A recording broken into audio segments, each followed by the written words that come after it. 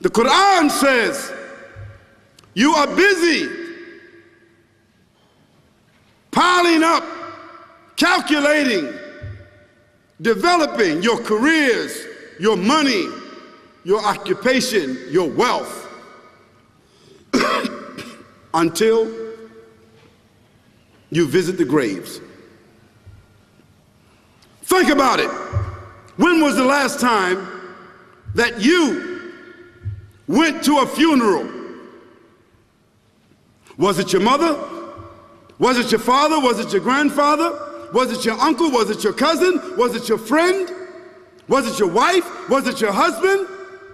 The last time that you visited the grave, when you went to a funeral and you saw that person whom you loved that was laughing, crying, live, boasting, wealthy, educated, denying, arrogant, whatever they were. What was the demeanor of the people when you walked in that funeral home?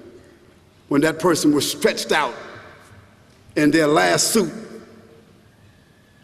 What was the demeanor? Were the people cracking jokes? Were they dancing? Were they clapping and singing songs? No. Silence. Melancholy. Trauma. Why? Because every person that walked in that room, seeing that person stretched out, the first thing they thought about was not the person. The first thing they thought about was that one day, this will be me. So Allah said, Alhaakumut takathur. All of us, all of you are engaged in running your mouths, doing your business, multiplying, buying houses, cars, business, whatever you're doing. And when you're told about God, religion, life, morality, you're saying, look, I ain't got no time for that. I got no time for that. I don't want to hear that. I don't even believe in God. Matter of fact, I don't even know if I'm going to die, and if I do, maybe I'm coming back again.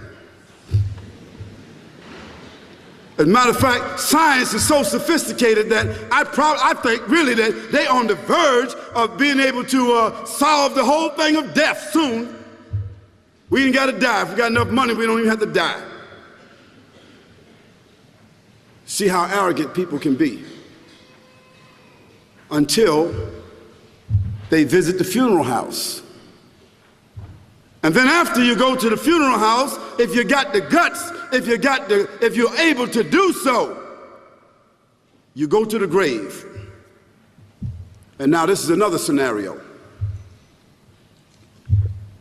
And you say to yourself, is that it?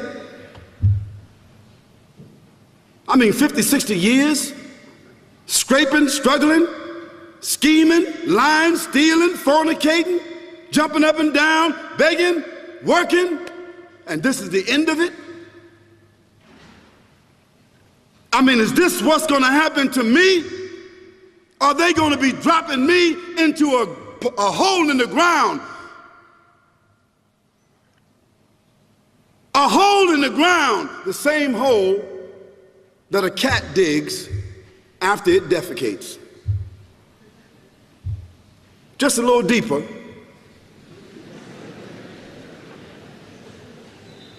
But for the same reason. The cat digs a hole because the cat has dignity, something that human beings don't seem to have.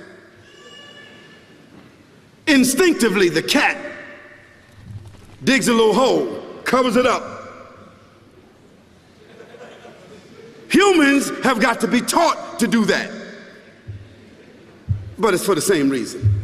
So you and I, we're going into a hole a little deeper than the one the cat dug.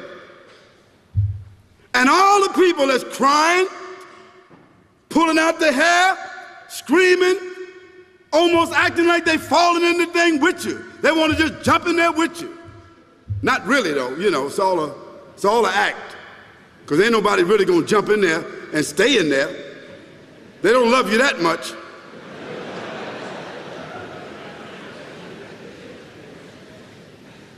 And then after all the shoveling get done, and they fill it up, and the box, you can't even see the box no more, the coffin that cost $5,000. I don't know what did they burn somebody in a $5,000 coffin for? I mean, if I was a funeral director, after they left, I would dig them back up and put them in another box and take that box back.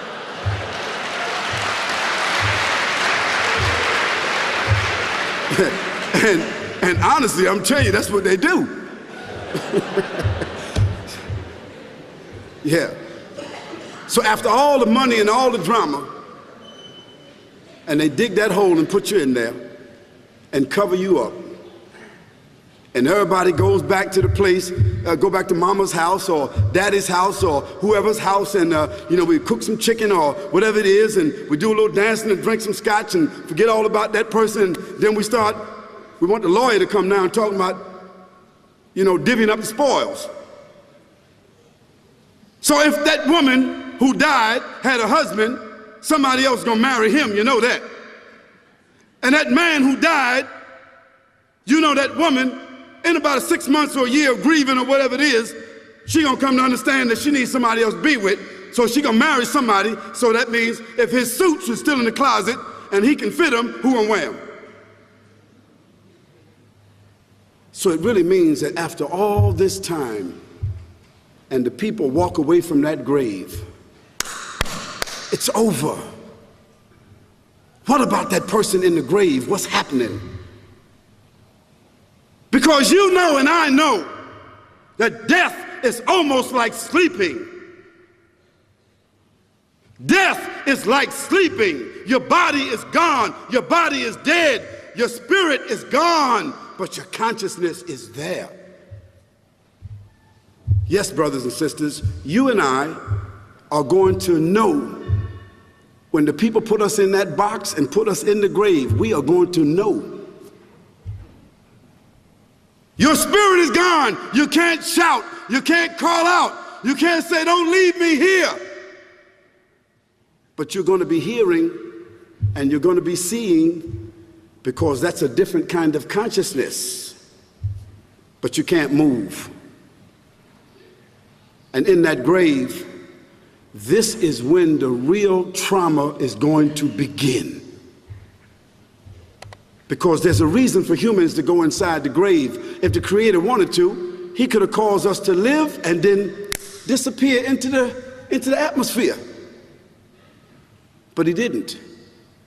He caused us to go into another womb called the tomb.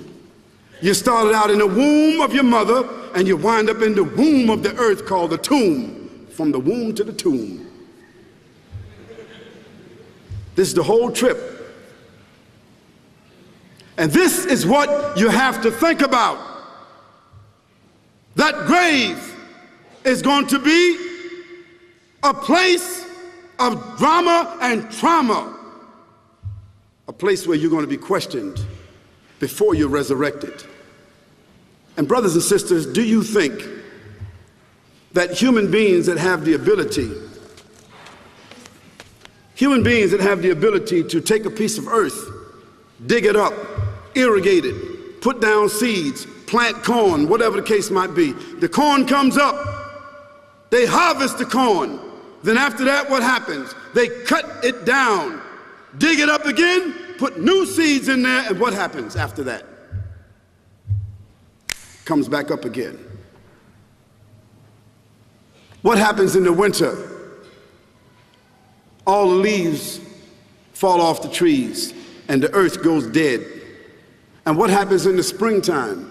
The water comes, generates the earth again, germinates all over again, new grass, new leaves, new flowers, new fruits. So Allah says, and a sign for them is the dead earth. After that, we give it life. And then you eat the fruits from that. So Allah says, the one who gave you life in the beginning, is he not able to give you life all over again in order to judge you? Yes, certainly. You may want to deny it because you don't want to be judged.